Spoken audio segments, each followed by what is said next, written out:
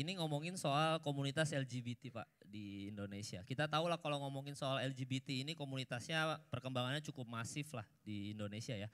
Dan kalau misalkan kita lihat negara Qatar langsung menentang LGBT. Nah kalau misalkan Pak Anies jadi presiden, sikap Pak Anies terhadap komunitas LGBT bakal gimana Pak? Itu aja sih, cepet aja. Ya gini, jadi kita bukan negara sekuler, tapi juga kita bukan negara berdasarkan satu agama. Kita negara berdasarkan Pancasila.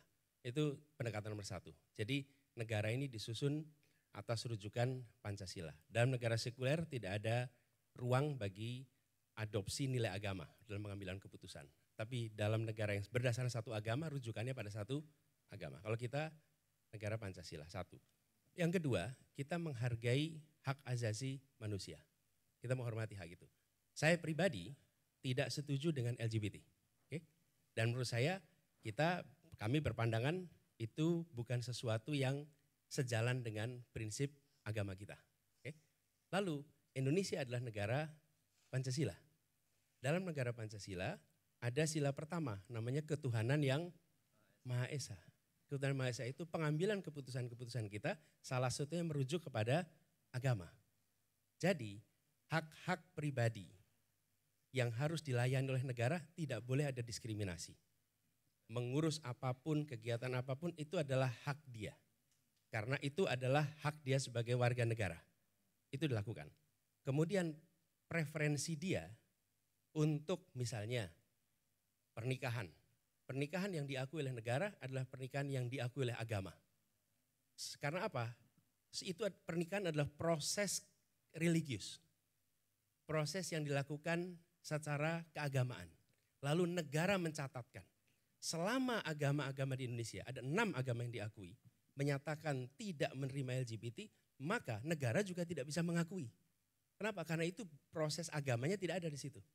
Nah dengan cara seperti itu, hak sebagai warga negara, siapapun itu, kita harus berikan, mengurus KTP, ngurus izin apapun sama proteksi, tapi ketika permintaan untuk pernikahan maka negara tidak bisa berikan karena agama apapun di Indonesia tidak menyetujui LGBT. Gitu jawabnya.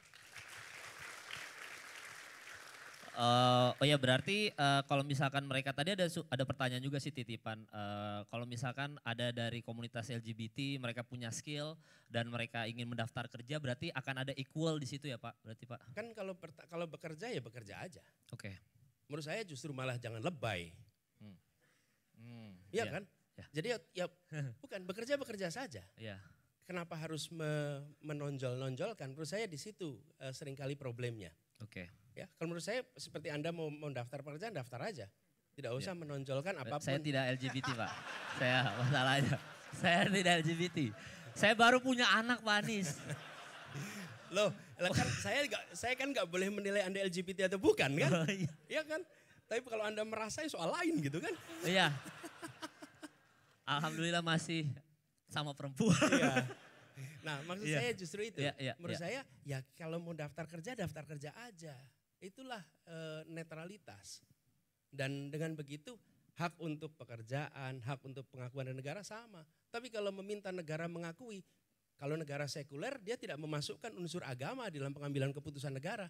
Kalau di Indonesia yang disebut sebagai pernikahan itu adalah proses religius, proses keagamaan. Ketika agama tidak memberikan status menikah, negara nggak bisa mengakui itu sebagai pernikahan.